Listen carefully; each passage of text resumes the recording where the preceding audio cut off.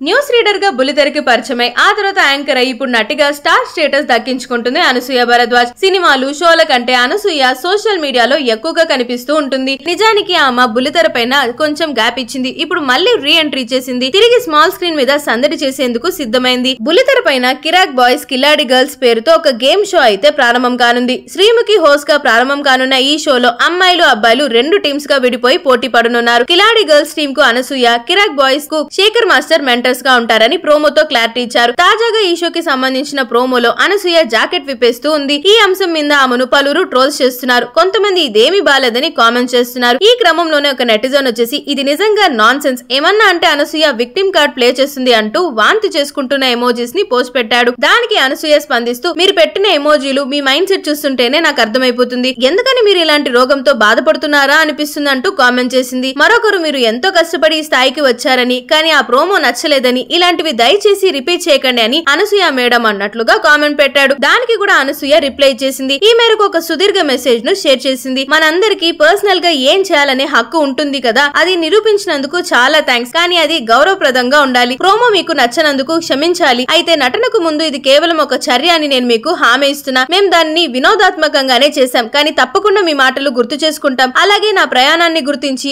అభినందించినందుకు చాలా చాలా థ్యాంక్స్ అంటూ అనసూయ చెప్పుకొచ్చింది. సాధారణంగా అనసూయ నెటిజన్ల మీద విరుచుకుపడుతుంది అనుకుంటారు, కానీ తనకు పద్ధతిగా కామెంట్ చేసిన వారికి అంతే పద్ధతిగా కామెంట్ చేయడం గమనార్హం. సో దాంతో ఈ న్యూస్ కాస్త సోషల్ మీడియాలో విపరీతంగా వైరల్ గా మారిపోయింది.